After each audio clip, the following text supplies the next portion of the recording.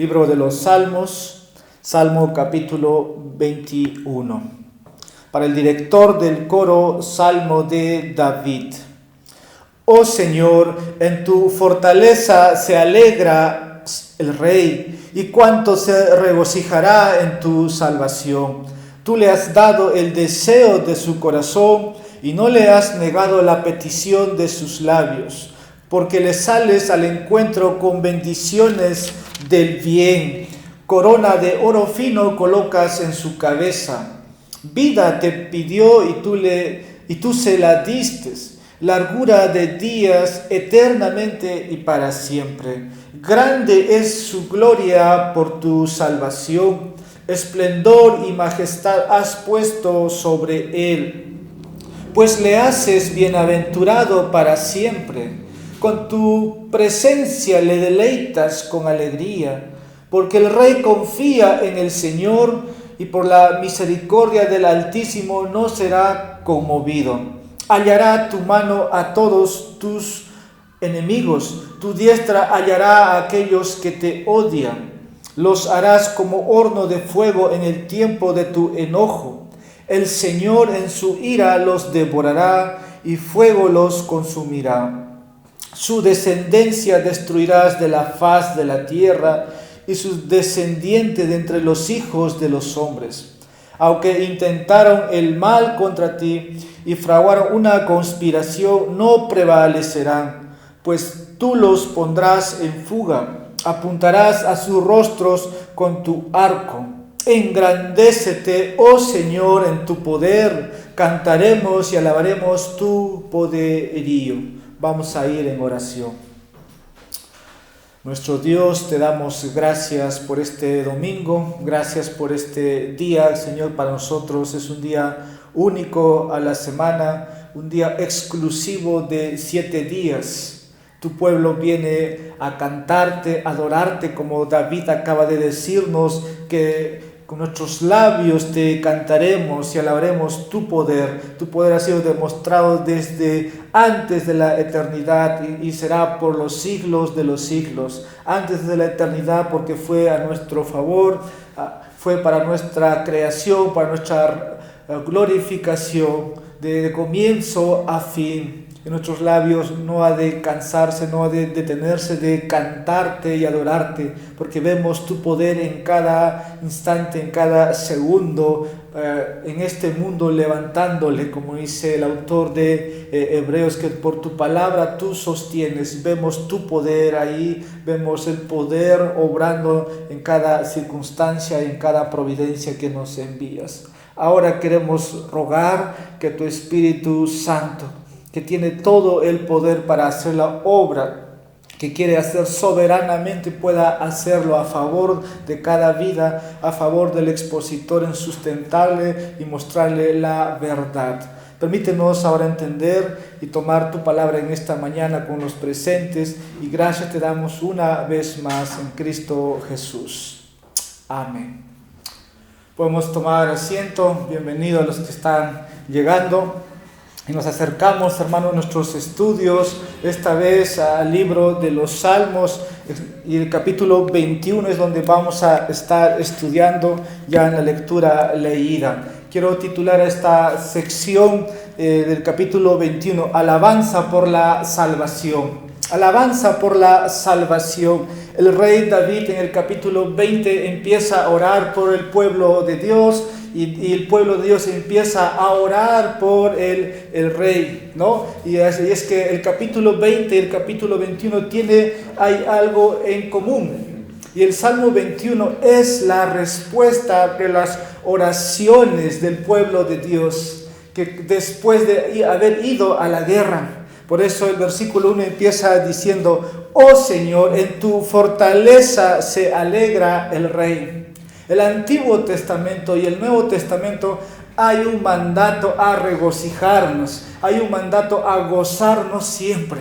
El Nuevo Testamento dice: regocijaos siempre, otra vez regocijaos. Y hay muchos pasajes en las Escrituras, usted puede tomar una concordancia y encontrar ahí que nos dice que debemos regocijarnos. Esta es una celebración. como dice aquí, un coro. Esto se entonaba, hermano, esto no se predicaba, esto no se enseñaba. Este es un salmo de David para cantarlo en los cultos que tenían ellos, y la alegría. Nosotros vivimos constantemente, ¿no?, atribulados, a aflicciones, y pareciera que la alegría se va. O por la causa de nuestros pecados el gozo se esfuma. Pero aquí tienes un versículo como David lo experimenta. Dice: oh Señor, en tu fortaleza se alegrará el rey. ¿Y cómo es que nosotros queremos ser conformados a la imagen de Dios cuando el gozo se va? Pero el texto dice aquí que David tendría un propósito, ¿no?, una razón por cual se regocijaría, y es que dice: y en cuanto se regocijará en tu salvación. De ahí el título de esta enseñanza: alabanza por la salvación. Nosotros ya no tememos la muerte, ya no tememos a eso, porque hay alguien que tomó ese lugar, ¿no? Pero una persona que no ha experimentado la salvación de Dios sí teme dar ese paso, ¿no?, a la muerte. Pero nosotros no tememos, pero sí a veces hay tristezas, ¿no? Y a veces ahí vienen las penas. Ahora, cuando tú lees a David aquí, el capítulo 20, donde hemos estado la semana pasada, oraba el pueblo de Dios, oraba por él, que el Señor te responda. Versículo 1, que el Señor te responda en el día de tu angustia. Y vimos el pueblo, ¿no?, la nación de Israel, los devotos, espiritualmente hablando, los religiosos, son los que oraban por el rey. Que cuando el rey saliera a la guerra, ¿no?, y si David orara en ese instante, Dios podría ayudar a David. Por eso es que la fortaleza del Señor aquí es el Señor. Por eso el versículo 1 nos inclina a verlo de esa manera. Y es que ahora quiero ir avanzando. Cuando hay problemas, cuando hay pruebas, o cuando el pueblo de Dios es perseguido, ¿no?, hay muchos oponentes, hay muchos enemigos, dice la Biblia, incluso en las regiones celestes. Ahora, nosotros tal vez no tenemos contacto directo con ellos porque son seres espirituales, seres que no los vemos, pero sí podemos ver que Satanás también mueve a través, ¿no?, de gobernantes, a través de hombres crueles, sanguinarios, ¿no?, y toman vidas de hombres santos y le quitan la vida, y aún así oramos para que Dios los libere, ¿no? Versículo 1, cuando vemos que muchos son liberados, cuando muchos que son soltados de las cárceles o los arrestos por haber proclamado el Evangelio, hay regocijo. Pero aún así, después, si eso no sucediera, nosotros creemos que el Señor cumplió su propósito ahí. Ese hombre llevó el Evangelio, ese hombre comunicó. Aún así sabemos que hay mayor alegría cuando un santo parte de esta tierra, dice los salmos. Pero cuando te enfrentas a una prueba, y ahí es donde vamos a estar casi avanzando todo esta mañana la enseñanza, deberíamos experimentar ese gozo. De eso se trata el Salmo 21. Conectado con el Salmo 20, porque en el 20 hay alguien que intercede, y el Salmo 21 es la respuesta. La gente ora por David y el pueblo, ¿no?, ahora también va a celebrar. Versículo 13, por eso al final dice del versículo 21: engrandécete, oh Señor, en tu poder, cantaremos y alabaremos tu nombre. Cuando tenemos victoria sobre el pecado, cuando un familiar nuestro toma un trabajo, o cuando hemos visto que las puertas se abrieron, es éxito, es victoria, y deberíamos alegrarnos, deberíamos cantar el nombre del Señor, no solamente el domingo, sino donde estamos. Decimos gracias Dios por la oportunidad, por el privilegio, y toda victoria, hermanos, todo éxito viene de parte del Señor. Literalmente David salía a las guerras. Ningún otro va a tomar un ejército, porque no somos un comandante, no somos un general, ¿no?, como en los tiempos del rey. El rey tenía muchos enemigos. Nosotros no vamos a tomar una arma, pero sí tenemos la lucha espiritual que es diario. Y por eso, si el rey David celebraba, nosotros, ¿qué que también somos, ¿no? Los hijos de Dios, y cada día estamos en batalla, y en cada triunfo debiéramos celebrar la victoria y también orar como esta gente oraba. Como dije, y la lección es esta, hermanos: cuando el pueblo de Dios confía en Dios, cuando el pueblo de Dios ora como lo ha hecho en el capítulo 20, podemos entonces regocijar, podemos entonces adorar, podemos entonces alabar, porque es la respuesta de nosotros. Versículo 13 es lo que nos lleva al final, ¿no? Que si Dios ha respondido a tu petición, si Dios te ha dado la victoria sobre todos tus enemigos, hablando de tu enemigo mismo, que tú mismo eres un enemigo, ¿no? En tu cuerpo, porque estás inclinado a pecar, de tus opositores, de los burladores, de aquellos que en el trabajo te pueden ahí estar hostigando, y tú sabes que el Señor ha puesto palabra en tu mente, en tu corazón, y han sido confundidos como necios. Hay razón para engrandecer el nombre del Señor, y esto solo ocurre cuando le creemos. Porque David creía en Dios, y sabemos que en tiempos de dificultad, David cuanto más se aferraba al Señor. A veces lo que hace el cristiano es solamente invocar el nombre del Señor cuando está en una situación adversa, una situación difícil. Pero el pueblo de Dios siempre oraba, ¿no? Cuando estés bien, invoca al Señor, en la aflicción búscalo. Pero siempre debemos estar creyendo en el Señor, y que el Señor va a hacer grandes cosas. El Señor no le va a negar. Versículo 2 dice: tú le has dado el deseo de su corazón. Y David quería la victoria, porque si el rey perdía la batalla, el pueblo perdía, eran tomados a esclavitud. El capítulo 20 oraban que cuando el rey clamara, ¿no? Ese rey nada más tenía que pedir, y Dios le respondería. Por eso el versículo 2 al final termina Selah, que significa detente, medita ahora en esto. Cuando le creemos a Dios, solamente sucede esto. Porque puede ser que yo me haya olvidado, y cuando yo le clame, como dice Proverbios, Dios no me va a escuchar. Entonces debemos siempre creer al Señor, y que puede hacer grandes cosas, y solamente así vamos a experimentar la alegría de que el rey aquí está experimentando. Eso nos lleva a una experiencia de adoración. Por algo David en la Biblia es puesto como aquel adorador, pero también como un hombre conforme al corazón de Dios, y por eso le da el deseo de su corazón, y dice: y no le has negado la petición de sus labios. Vamos a dividir en 3 secciones este salmo, y quiero empezar la primera razón, o la primera parte. David cita aquí razones para alegrarse, versículos 1 al 6, y vamos a ver, hay 7 razones por las cuales David cita para alegrarse. Y quiero empezar con el versículo 1. Primero, la alegría proviene de experimentar la fortaleza y la salvación de Dios. Esta es la primera razón que David cita para alegrarnos. Proviene de experimentar, hermanos, la fortaleza y la salvación de Dios.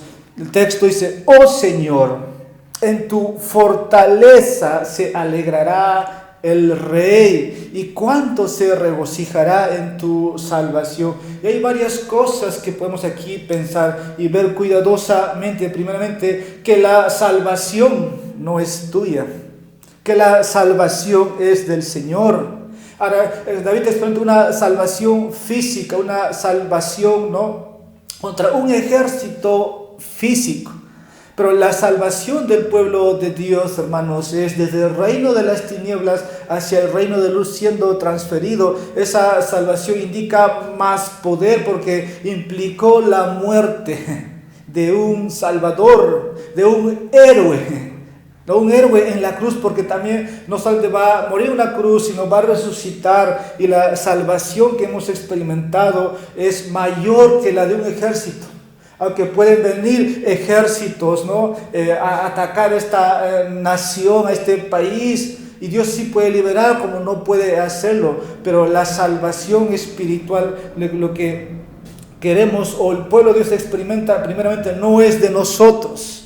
El pueblo debe regocijarse en esa salvación que no es de nosotros. Esa salvación es del Señor, y yo estoy complacido de decir esto porque eso es lo que vemos en la Biblia. Ahora, esa fortaleza que el rey David aquí pide tampoco es del rey. El rey puede ser muy estratégico, muy táctico, muy militar. Incluso lo llevo esto al ámbito, al área espiritual. El hombre no tiene fuerza, ni poder, ni fortaleza en sí mismo. Todo proviene del poder del Señor. Y cuanto más en la vida espiritual, cuando la Biblia dice que nosotros estábamos muertos en nuestros delitos y pecados, ahí no hay fuerza, fortaleza para vivir la vida cristiana. ¿No? Porque Dios pone el querer, dice, ese querer, ese poder, ese hacer viene de Dios. Entonces podemos regocijarnos en la fortaleza del rey. Aquí, como dice el texto, podemos tener en la salvación, regocijarnos. Y de ahí que David se inclina convencido, hermanos, de que la fortaleza es del Señor, de que la salvación es del Señor. Y nosotros necesitamos fortaleza, fuerza para vencer el pecado. Necesitamos que en los tiempos de tentación, necesitamos que el Señor nos siga salvando. ¿Y cómo lo hace Dios? Por su Espíritu, por su palabra, que cuando te recuerdas sabes que tienes que escapar, tienes que huir o simplemente tienes que alejarte, estás recibiendo la salvación del Señor, ¿no? Y podemos citar muchos ejemplos que se pueden aplicar a nuestra vida. La fortaleza, la salvación viene de Dios, y esto hace que uno se pueda alegrar. Por eso dice al final, versículo 1, la primera parte, se alegrará el rey. ¿No? Eso es lo que nos lleva a alegrarnos, no una fortuna, no un título, no honores, no la fama, sino, hermanos, el David aquí como rey, y nosotros como hijo de Dios nos alegraríamos, y tenemos muchas razones. Es lo que el versículo 1 nos describe. Pero hay algunas personas, hermanos, también hablando de los cristianos, que jamás van a experimentar esto. Y la razón es porque no lo ven. Creen que uno puede manejar o controlar o experimentar. Pero sabemos que eso es falso, hermanos. Todo viene del Señor. Lo que el cristiano debe hacer es confiar en el Señor como David lo está haciendo. Y solamente así van a poder experimentar la fortaleza y la salvación. Versículo 2, aquí vamos a citar otra razón por lo cual David cita para alegrarnos. Segundo, la alegría proviene de experimentar el deseo de un corazón y la oración contestada. Repito, la alegría o el regocijo, el gozo, proviene de experimentar el deseo de un corazón y la oración contestada. Tú le has dado, dice el texto, el deseo de su corazón y no le has negado la petición de sus labios. Ahora, algunas de las experiencias más maravillosas que podemos nosotros encontrar en nuestra vida o recibir es que cuando Dios nos ha respondido de acuerdo, ¿no?, al deseo de su corazón. Ahora, ¿cuándo sucede esto? La Biblia dice, cuando tú le pides conforme al corazón de Dios, Él te oye. Tu corazón tiene que estar conectado con los propósitos de Dios. Y Dios sabe cuándo darte, Dios sabe cuándo responderte, Dios sabe lo que necesitas. Y ahí es donde experimentas esas alegrías. Y el Señor no te lo puede negar porque estás en el centro de la voluntad de Dios. Te estás deleitando, ¿no?, en los asuntos de Dios. Y ahí es donde Dios te responde. Ahora, David había en su vida elevado muchas oraciones al Señor. Y Dios le respondía. Y David se regocijaba y obtenía muchas veces una victoria rápida. Y porque el Señor había destruido a sus enemigos o había frustrado el plan de sus enemigos. Esto indica, hermanos, que podemos una vez más deleitarnos en el Señor y pedirle. Y cuando el Señor, ¿no?, mi petición o está alineada con la voluntad de Dios, Dios lo va a responder. Por eso dice ahí en su texto, Selad. Selah, hemos dicho muchas veces, habla en todos los salmos, indica esto. Quiere, hermano Dios, que te detengas aquí. Quiere un momento que te detengas y pienses en esto, en otros versículos que está antes, ¿no?, de seguir con el versículo 3. Versículo 3, ahora vamos a citar otra razón. Tercero, la alegría viene de recibir las bendiciones de Dios. La alegría, el gozo, hermanos, viene de recibir las bendiciones del Señor. La primera parte del versículo 3 dice, porque le sales al encuentro con bendiciones del bien. Entonces la alegría, el gozo viene porque el Señor me provee, hermanos. Me provee, me bendice. Y Dios había bendecido con mucho favor, con muchos bienes, con buenas cosas al rey. Ahora Dios, hermano, nos da y nos bendice cosas buenas para disfrutar en esta vida, ¿no? Y podemos gozarnos en ella, pero la mayor alegría o experimentar un grado mayor de regocijo es que cuando hemos recibido la salvación, no se compara a nada otra cosa, no tan grande. O cuando familia o un familiar ve un miembro, ¿no?, de su familia está siendo salvado. Puede haber otras razones, pero si queremos poner una alegría mayor, un nivel alto, ¿cuál es la bendición más grande que has recibido? El perdón de tus pecados, el ya no estar en un juicio y recibir, no, la voz del justo, decir culpable, culpable, culpable, sino inocente, porque hay alguien que tomó tu lugar y alguien que murió en tu lugar. Al decir tus pecados te son perdonados. Y aquel día cuando estás confesando con tus labios, dando tu vida, entregando tu vida al Señor, tú eres mi Señor, tú eres mi Salvador, ese es un regalo, ese es un don inmerecido, ese es un favor, porque le sales al encuentro. Muchas alegrías, muchas bendiciones recibimos de parte del Señor, incluso nuestro amanecer hoy, hermanos. El estar aquí es una bendición. Entonces eso debe llevarnos a alegrarnos. Por eso al final el pueblo, junto con el rey, engrandécete, oh Señor, en tu nombre. Vamos a cantar por eso, porque el Señor nos ha, dice en otra parte, colmado de bienes o de favores. Así que piensa un momento por las razones por las cuales debes alegrarte, ¿no? El Antiguo Testamento y el Nuevo Testamento hablan de regocijarnos o alegrarnos en el Señor. Ahora esto sucede cuando Dios, hermanos, está con su pueblo. Cuando estás delante de Dios o cuando estás en la presencia de Dios, siempre habrá razones para alegrarnos. Versículo 3, la parte B. Ahora, la alegría viene de recibir el honor de Dios. Voy a tomar en la vida de David. La alegría, hermanos, o el gozo viene de recibir un reconocimiento de parte de Dios. Dios exalta, Dios promueve. ¿Qué dice la segunda parte del texto del versículo 3? Corona de oro fino colocas en su cabeza. Literalmente, David recibió, hermanos, una corona en su cabeza. Pero esto es con David. David, ¿quién era antes de estar en ese lugar? David era el último hermano, el hijo menor, al que cuando Samuel le dice busca, no manda a buscar, porque Dios ya había desechado a Saúl y había llamado a Dios de la familia de Isaí, dijo, no, ve a llamar a ese pastor del campo, ¿no? El pastor de las ovejas que está ahí, y ahora lo tienes como rey. Y ahí ves, corona de oro fino colocas en su cabeza. Hermano, no sabemos nosotros dónde vamos a terminar un día. Pero el favor de Dios, hermanos, o la providencia de Dios hace que nosotros podamos estar en lugares que tal vez nunca hemos imaginado.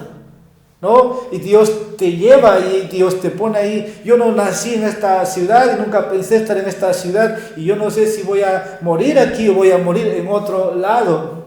Igual es con tu vida, con tu destino, pero es Dios quien te exalta.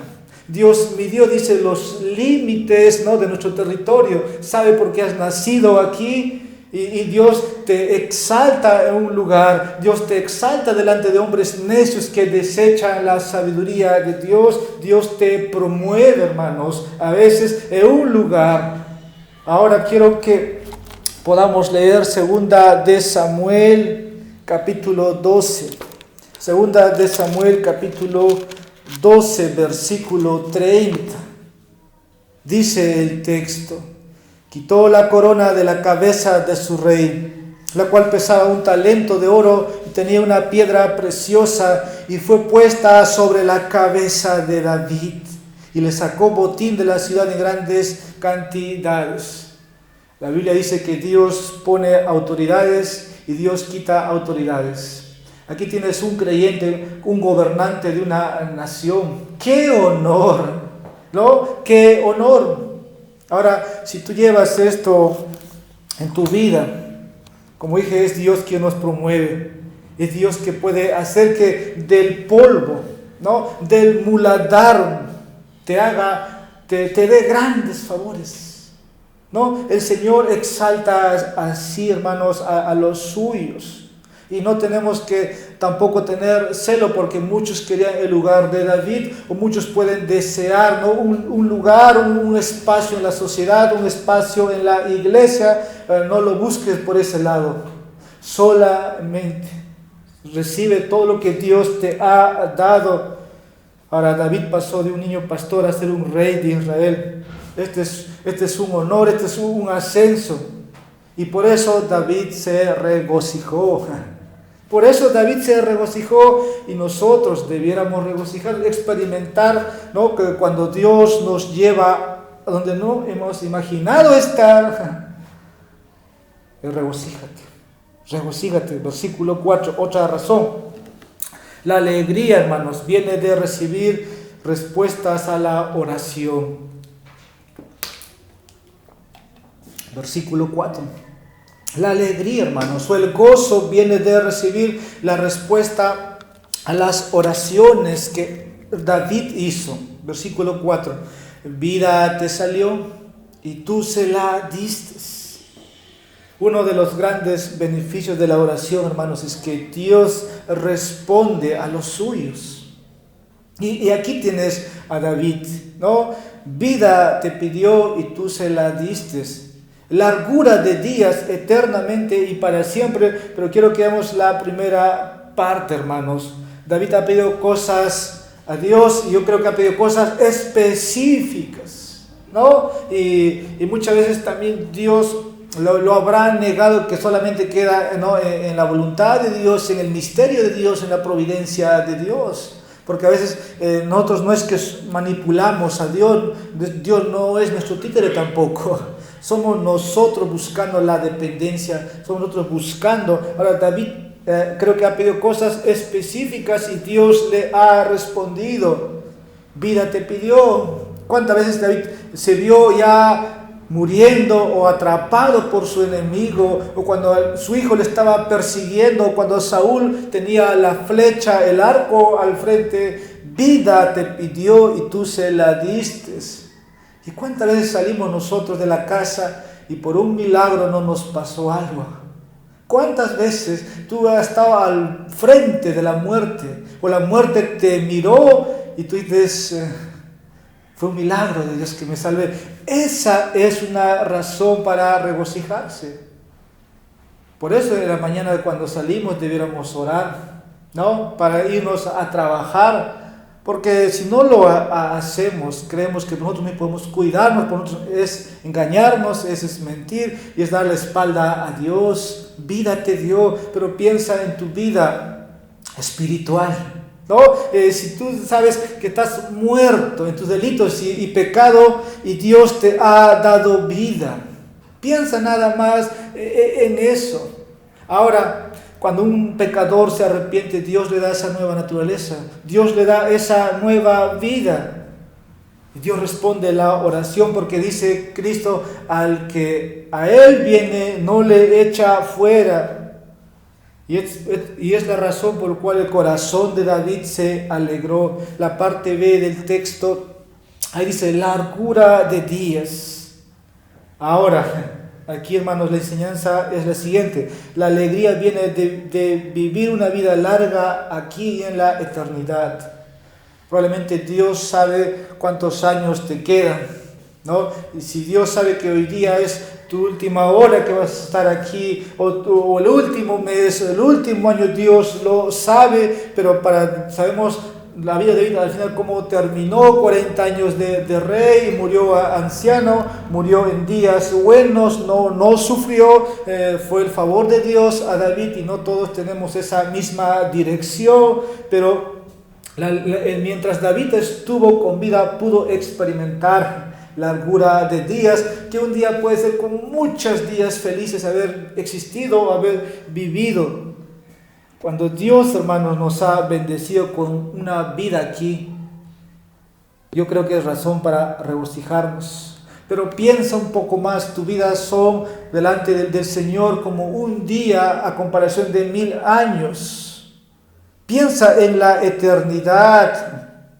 Vida te dio Dios y te va a dar vida eterna.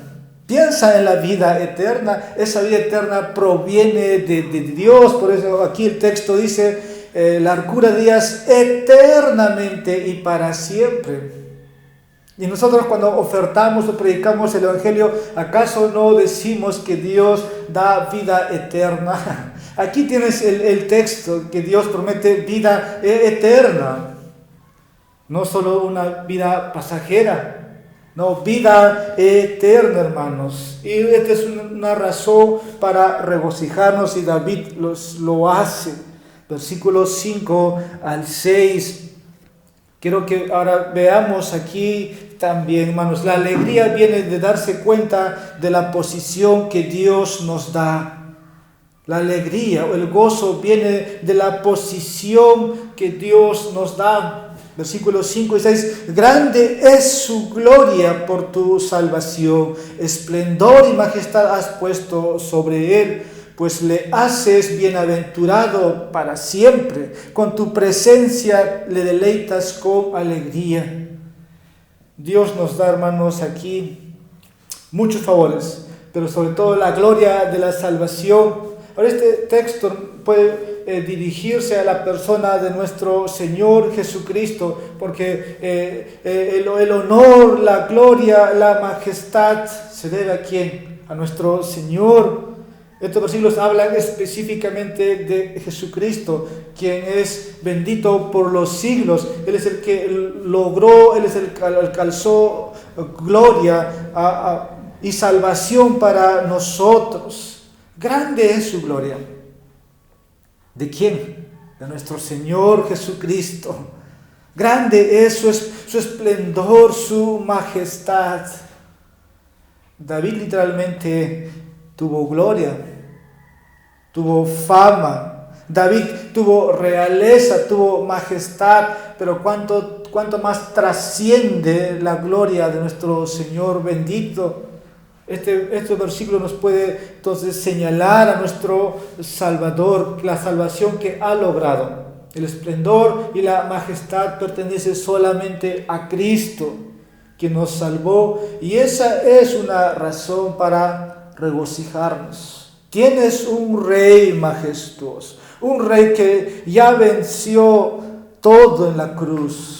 Un rey victorioso, un rey que no va a perder, por eso le pertenece el esplendor, la majestad, la gloria, pero todo lo ha hecho para los suyos. Ahora quiero que veamos versículos 7 al 12 de mi segunda parte de la enseñanza. Ahora David va a citar razones para confiar en el Señor. Razones para confiar en el Señor, versículos 7 al 12, no lo voy a leer, pero empieza diciendo, porque el rey confía en el Señor. Esto es fácil de entender. David puso su confianza en el Señor. Pero esa confianza o esa fe no sería inquebrantado, no sería sacudido, porque Dios está con David y la fe de David está ahí obrando, está siendo sostenido por Dios. Y David confió, hermanos, en muchas circunstancias o en ciertas realidades. Y versículo 8 dice de esta manera: hallará tu mano a todos tus enemigos. Hallará tu mano. Puede traducirse de muchas maneras, pero dice al final: tu diestra hallará a aquellos que te odian. Piensa en un monarca, piensa en David, es un rey, ¿no?, de una nación. Y quiero que veamos aquí, hermanos, que Dios va a descubrir a todos los enemigos del pueblo de Dios. Para David tenía enemigos odiosos, pero que Dios los encontraría o los descubriría o al final los va a terminar, como dice, aniquilando, ¿no?, sacando a estos opositores de David. Y David vivió en ese tiempo, creía que Dios no podía hacer esto de sus enemigos, que al final esos enemigos pueden ser muy astutos, pueden rodear tal vez la nación de Israel, pero Dios los rastrearía. Dios es un Dios que ve todo el movimiento, no es que Dios tiene GPS, no, Dios veía dónde están los enemigos de David y Dios los destruiría, los hallaría, los encontraría o los descubriría. David no puede ver. David no sabe dónde puede estar el enemigo de Dios, el enemigo del pueblo de Israel, pero Dios sí, y lo que están haciendo, dice: hallará tu mano a todos tus enemigos. Nosotros no sabemos, pero tenemos muchos enemigos. Por ejemplo, te cito nada más: alguien que se opone a Dios es un enemigo de Dios. Es un enemigo de Dios y Dios lo ve así. Ahora, ¿cómo ve Dios al hombre? Romanos nos dice que el hombre es enemigo de Dios. Todos aquellos que aprueban leyes en contra de los mandamientos de Dios son enemigos de Dios. Todos aquellos que se oponen a la fe, todos aquellos que se oponen al Evangelio, todos aquellos que se oponen a los ministros del Evangelio son enemigos de Dios. Ahora nosotros oramos por misericordia por ellos, pero hablando de los enemigos literales de David, ¿no?, aquellos que tienen una arma, aquellos que tienen una lanza, un arco, Dios los encontraría y los destruiría, porque son los enemigos de David, eran los enemigos de Dios.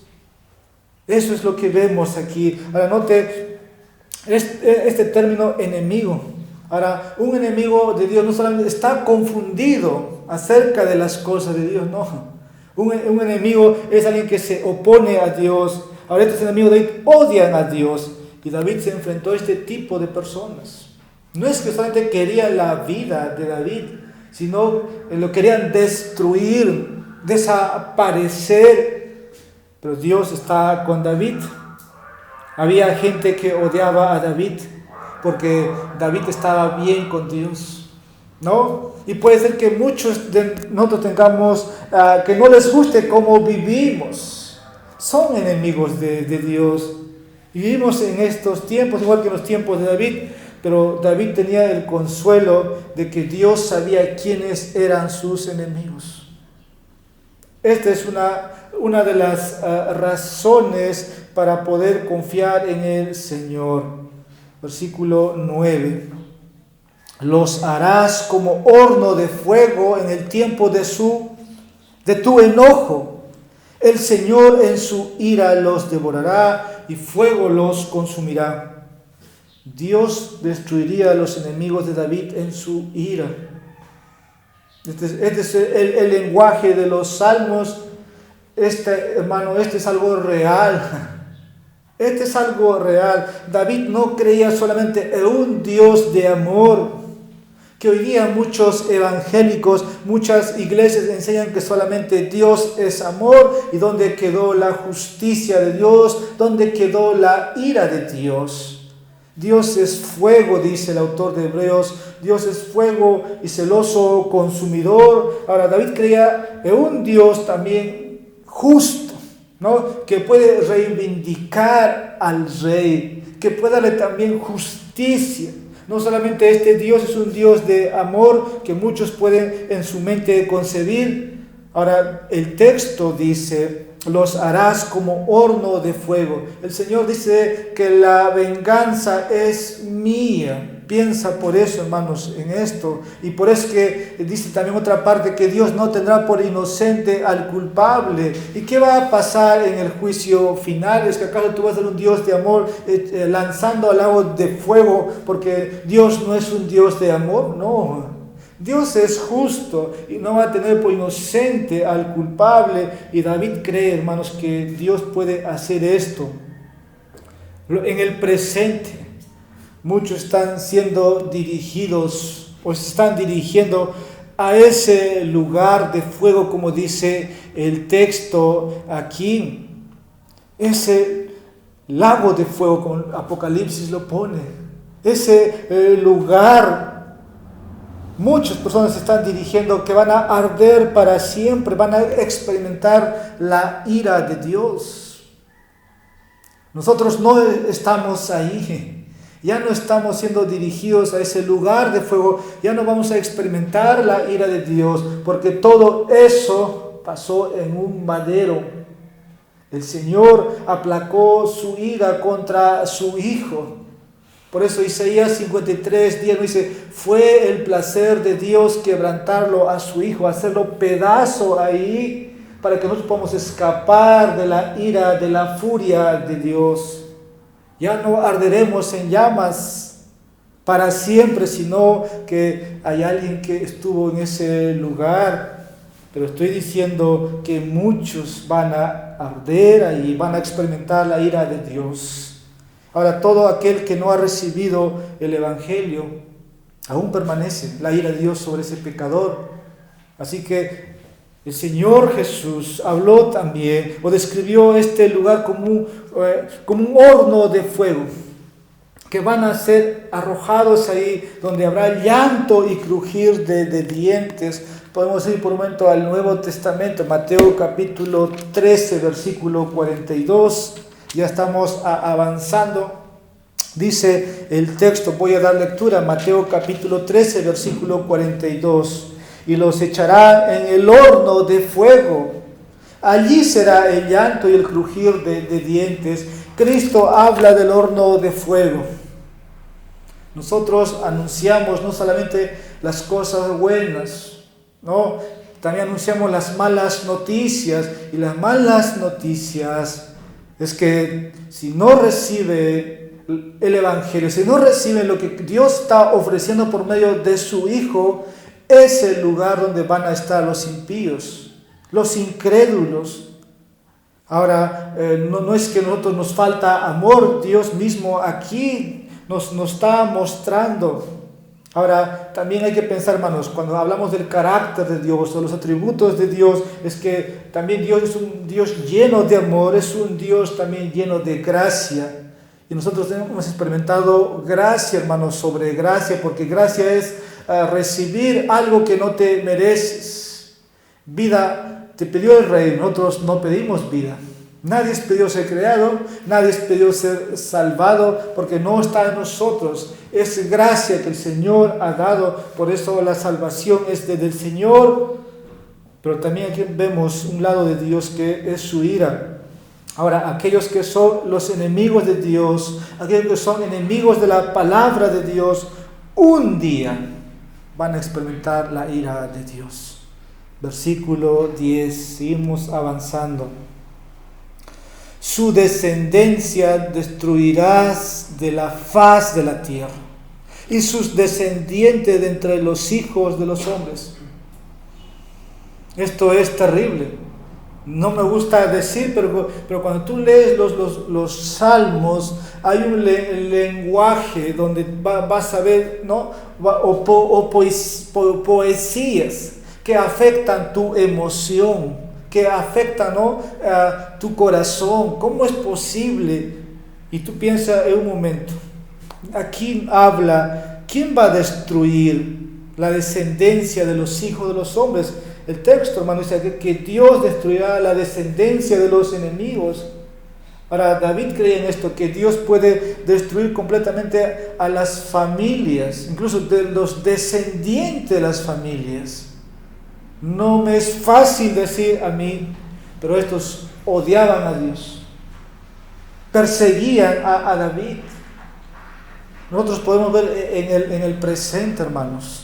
Sé que por la misericordia, por la gracia del Señor, Dios sigue enviando a los suyos, sigue levantando obreros, sigue enviando familias, misioneros a muchos rincones. Pero muchos están muriendo en el campo. Y se ve ahí estos opositores, estos enemigos, que Dios incluso no solo puede borrar esa familia en el presente, sino su otra generación. No por la culpa de los padres, porque simplemente siguen oponiéndose al Evangelio. Esto un poco nos hace ver el futuro, hermanos. También en la gran tribulación, aún la gente no se va a arrepentir. Aún reyes no se van a inclinar y familias enteras, descendencias enteras van a ser borrados solamente por la palabra del Señor. Versículo 11. Aunque intentaron el mal contra ti y fraguaron una conspiración, no prevalecerán. Dios se encargará de los enemigos de David para que no tengan éxito, hermanos. Es lo que el texto nos puede decir, que Dios se va a encargar, como al final dice, no prevalecerán. Intentaron el mal contra David y fraguaron una conspiración, todo falló. Nosotros no podemos ver cuántas veces muchas personas han buscado lastimarnos o te han buscado hacerte daño. Es que alguien intervino. Alguien intervino. Aquí hay mucha teología. Yo diría en este versículo, primeramente Dios toma aquí no las intenciones de las personas. No intentaron el mal. Nosotros a diario, hermano, estamos en peligro, a diario. No solamente en nuestra mente, sino en nuestra vida física. A veces Dios te cierra los ojos para que no veas algo o no leas algo en las noticias, porque eso te puede llevar, ¿no?, a otra cosa. Dios toma, hermano, entonces, primeramente las intenciones de las personas en serio. Hay quienes pueden conspirar cosas contra Dios, cosas contra ti, contra su pueblo, o estén maquinando un plan o ideando un plan. Es Dios quien frustra, es Dios quien corta, es al final para que no tengan éxito. En otras palabras, Dios los detendrá, Dios los va a detener. Dios nunca va a permitir que los planes malvados tengan éxito contra sus siervos, contra su pueblo. Eso es para nosotros a razón de regocijarnos, es una razón para poder adorar al Señor. Ahora, puede haber ocasiones en que los planes de los enemigos tengan éxito, ¿verdad? Podemos pensarlo que sí, y lo van a lograr. Pero yo creo que esto también nos puede llevar a un punto. ¿Qué pasó con el Hijo de Dios? ¿Qué pasó con Jesús? Todos quisieron destruir al final, aunque el plan de Dios era eso. Y un momento, por ahí podemos ver una verdad. Ahora nosotros, como el pueblo de Dios, oramos que el Señor detenga la mano, ¿no?, de aquellos que tienen algo en contra de los suyos. Ahora, ¿qué pasó con el Hijo de Dios? No me quiero un poco salir de ahí, pero quiero citar como ejemplo cuando Jesús estuvo aquí en la tierra, hubo planes para destruirlo. Nació en un pesebre y ya estaban buscando ese pesebre, ese lugar de donde nacería el rey. Vamos a ir a buscarlo para adorar. No, vamos a ir para destruir a ese niño.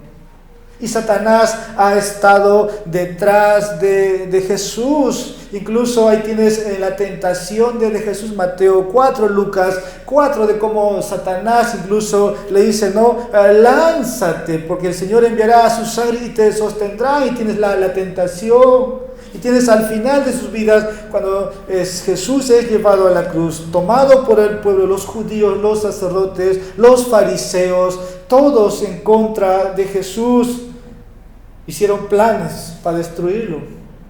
Pareciera que en última instancia, cuando Jesús está en el segundo día, Jesús no va a resucitar y han tenido éxito.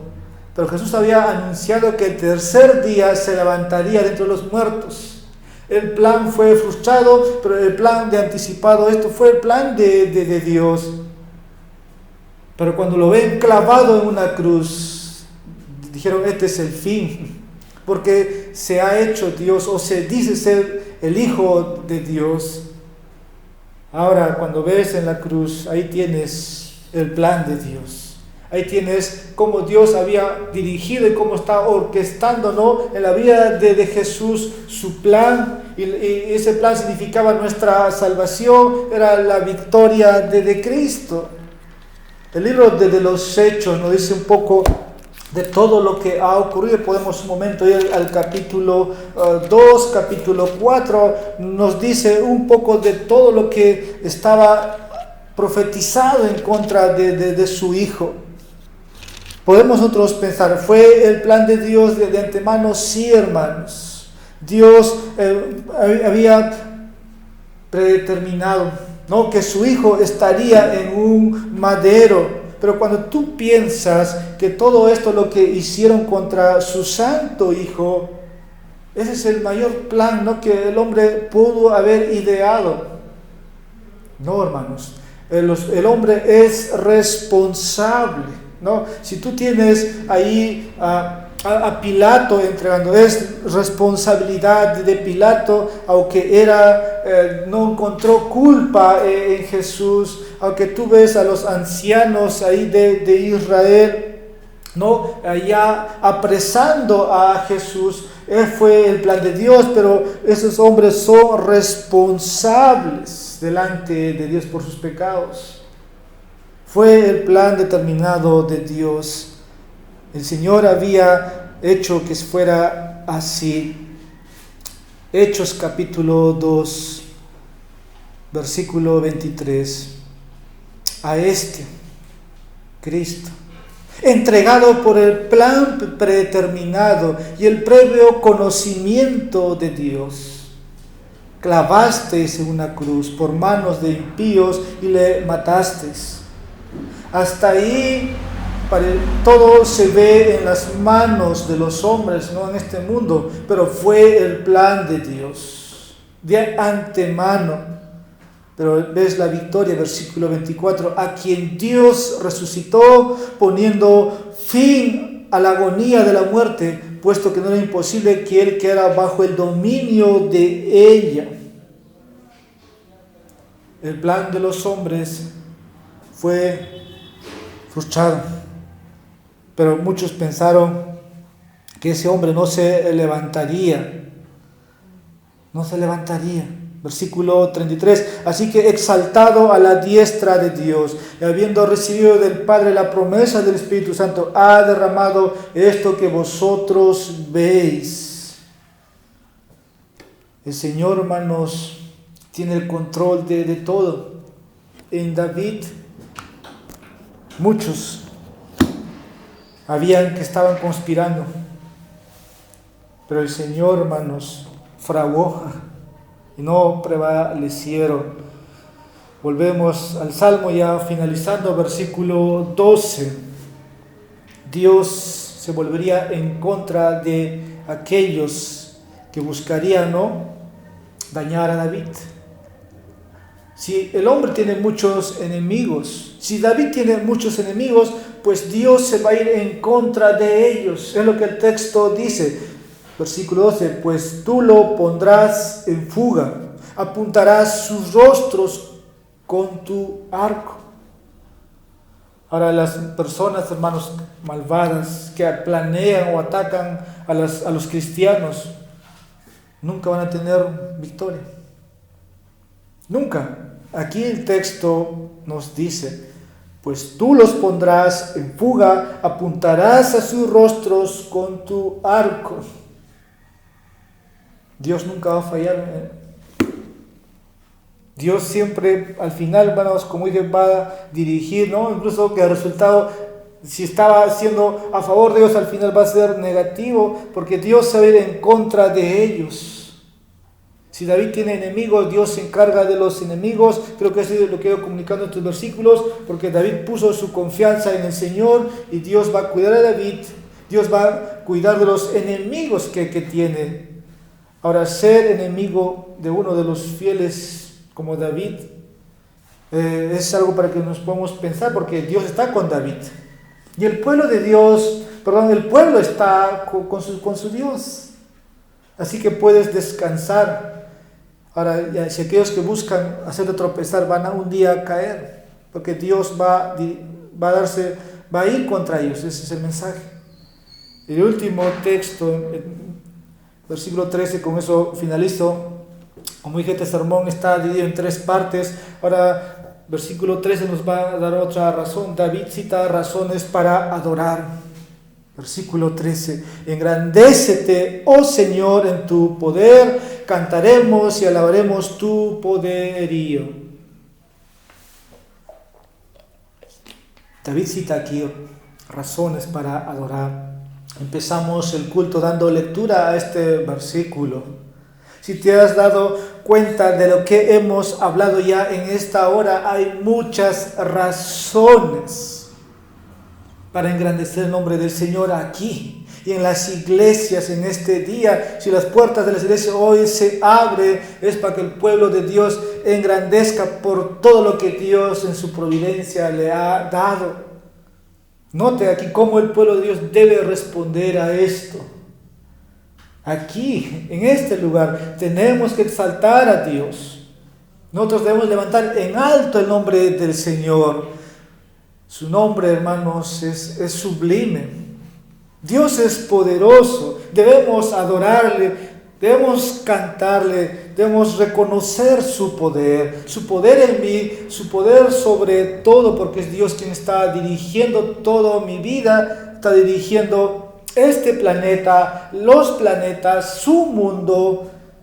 Es Dios haciendo todo. Ahora, en un contexto de la adoración, un servicio de la adoración lo hacemos nosotros. Este salmo se lee para el director del coro. Salmo de David. Estoy en este contexto de servicio de adoración. Hay que reconocer, hermanos, primeramente, que tenemos enemigos. Un enemigo mayor era de nosotros, para el hombre, la muerte. Y ahora estás con vida. En un contexto de la adoración es poder decir: Dios me dio vida nueva, Dios me dio vida eterna, Dios me está dando vida presente, vida plena, Dios me está dando salud, pero Dios me ha dado vida eterna. Y en un contexto de la adoración, nosotros cantamos un momento atrás, fuente de la vida eterna. Te das cuenta, en un contexto de adoración puedes experimentar de cómo el Señor se ha encargado de esa muerte y me ha dado vida. Y debemos alabar a Dios por su fuerza, por su fortaleza, por su poder, por las bendiciones de Dios. No le ha negado, dice, el deseo de su corazón. No le has negado la petición de sus labios, porque le sales al encuentro con bendiciones del bien. Oh, hermano, siéntete bendecido. Tienes razones para alabar el nombre del Señor. En un contexto como esto debemos hacerlo de esa manera. Debemos regocijarnos y alegrarnos por la obra de salvación en nosotros, en tu vida, y de cómo Dios está encargando de tus enemigos. Qué bueno que el texto no termina Selah, porque diría medita, pero estoy concluyendo. El versículo 13 ya nos lleva a un clima ya de adoración al final. Por eso David solamente delante del Señor quiere engrandecer al Señor 3 veces santo, y su pueblo esto hace domingo tras domingo. Para el director del coro, Salmo de David. Vamos a orar. Padre, te damos gracias en esta mañana.